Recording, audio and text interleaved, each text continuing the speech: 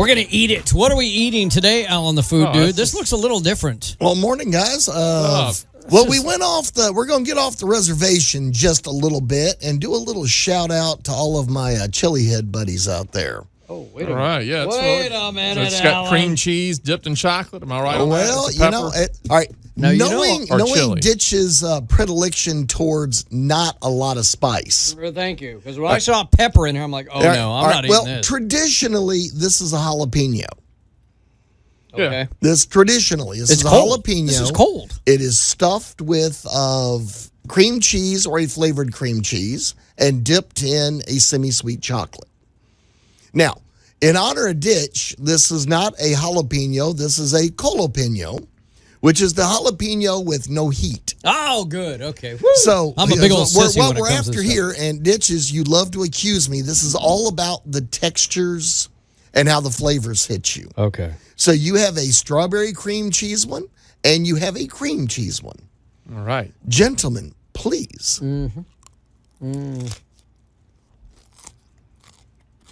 Yeah, it's different. Not bad, though. It's one of those refreshing summer type things. Well, first of all, I like the crunch to it. I like green peppers that aren't. I like the crunch. I like crunchy stuff. right. You don't like the mushy. Nope. My taste buds are still, as soon as I've been into it, waiting for the kick.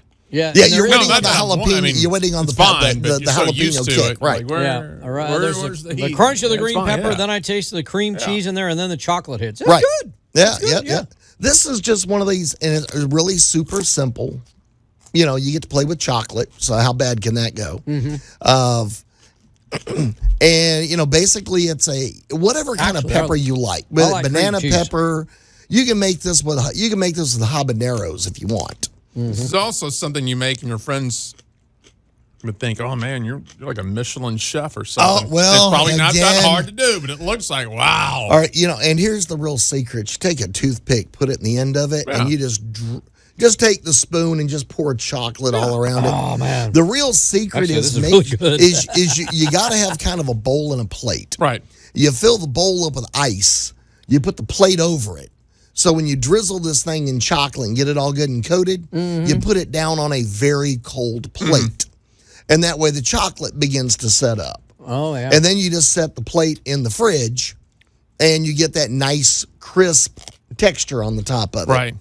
And, you take these out. It's, late summer afternoon. We got a good hot day cooking like this today. And it is, they said, it's got a good crunch to it. It's cold. It's refreshing. And again, now for all you chili heads out there, choose your pepper. Do you want just, you could do this with bell pepper. You could do this with a banana pepper. Now, for those of you who like the Scoville heat scale. How would this taste with a heat though? If you had a hot pepper. With a jalapeno, it's freaking amazing.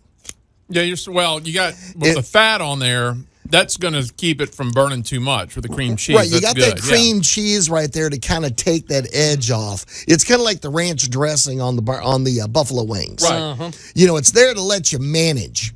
But for the chili heads out there, that was good. I'm looking at them and going, guys, if you want to use serranos, man, use serranos. If you want to step it up, Put a ghost pepper. man, I am not sure I would go California, enough cream cheese. Carolina Reaper on this bad boy. Enough whole milk and buttermilk and cream cheese to put that out. Allan, that's probably the best thing you brought in so far. Well, that is awesome. I'm glad to hear that. I was sitting there kind of looking at stuff last night, and I was going, all right. Really, it's the middle of summer. It is really time to do something seriously middle of summer. That was it right there. Seriously, like someone comes to your house and you made these, they're going to think, oh, man, this guy's like high level.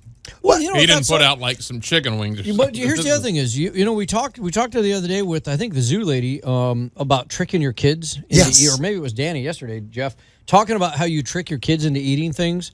Oh, yeah. They don't, it's in the whole thing about putting cream cheese on bell peppers or cream cheese on broccoli or cream cheese on celery, whatever. It's a similar. It's the cream cheese on celery is similar to this. Just the chocolate is what I like about it. Well, again, I love getting the family, especially the kids, involved. And you're going to drizzle something with warm molten chocolate. Mm-hmm. how hard is it to convince a kid to come play with chocolate? Yeah. Really, how hard does it convince anybody in the house? Get out the old fondue fountain, man. To come play with chocolate, So, and the best part is, you can see that at the Golden Corral. That's why you don't want to eat the chocolate Wonderfall, because people are playing in the chocolate. You don't Wonderfall. know what all's been in that Wonder chocolate. It's like you're like, is that a chicken leg down there? No. Well, and actually, the best part of making these is when you're done, because now you can break out a bag of those little inexpensive crescent rolls you can get at the grocery store. Yeah. Well, you got to clean out that little chocolate pot somehow. Yeah. Mm-hmm. No, you dip a little cheese. You dip a little cheese in there or whatever, and get that little extra chocolate out. That was the best part growing up. If Mom made a cake, you always I want the spoon or the bowl. What's left over while that thing's baking? Oh, yeah, that was the big fight. If there were 2 or 3 of you, there was a little wrestling match as to, who got the bowl, who got the beaters, and who got the spoons. Yeah. Just throwing some ideas around here. This would be a good fair food. I could see this at a fair. Yeah. Because where they always have the crazy. Have you ever tried, now that we're talking about dipping stuff in chocolate, bacon dipped chocolate? Yes. How is it? I'll bet you it's good. Well, actually, it's interesting because it's just like a salted caramel. Or, chocolate. Yeah. Yeah, well, it's the salt. It's not so much the bacon, but actually bacon, because of the salt, and it's got a very, I'm going to say, almost acidic flavor to it. If you really think about it, it's not in musical terms, it's more of a treble. It's not a bass. Oh, God. It's not.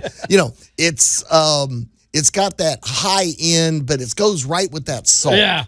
And because of that, shockingly, this is where people freak out when they see the bacon bit and maple sugar donuts. And, of course, somebody, browbeats them into trying one, and they take a bite of it, and you got that sweet and savory. Yeah. And they just lose their minds. This is the greatest thing I ever tried.